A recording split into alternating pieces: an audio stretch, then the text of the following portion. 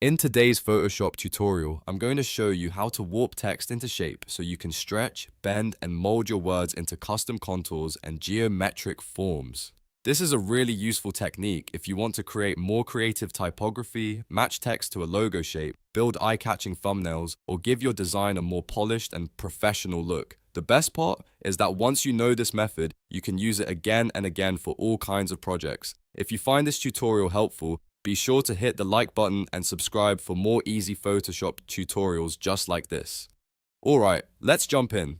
First, open your Photoshop document and select the text layer you want to warp. This can be a single word, a phrase, or even a short headline, depending on the design you're making. The important thing is that you start with editable text so you can still make changes if needed.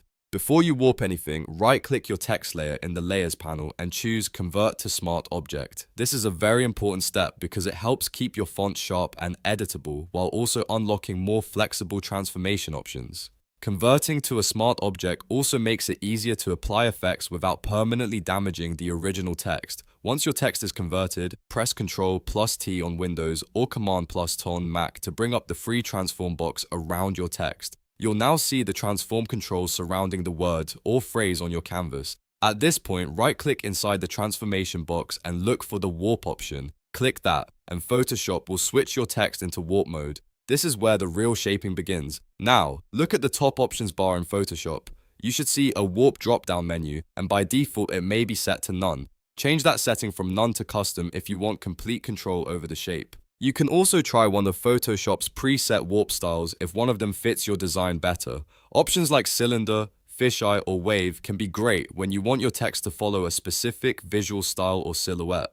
These presets are especially useful if you're trying to create text that curves naturally around an object or fits a more stylized layout. If you want the most precision, use the custom warp option and manually adjust the text. You'll see a grid appear over your typography, and this grid is what lets you mold the text into shape. Drag the individual grid intersection points, section lines, and handles to stretch and bend the text exactly how you want it. You can pull the top corners outward, compress the bottom, arch the center, or reshape the entire word until it matches the outline of your target form. Take your time here and make small adjustments because subtle changes often look more natural than extreme ones. If you're matching text to a geometric object, try to think about the overall contour first. For example, if you're fitting the text into a circle, curve the outer edges and keep the spacing balanced. If you're shaping text into a more angular object like a badge or emblem, use straighter edges and sharper corner adjustments. The key is to let the text follow the structure of the shape without becoming too distorted or hard to read. You want it to look intentional, not messy. As you work, zoom in and check the spacing, letter proportions, and overall readability. Sometimes a word can look great at full view, but feel uneven when you look closer. If needed, you can always undo a step and make a different adjustment. Because you converted the layer to a smart object, you still have a safer workflow than warping a normal rasterized layer.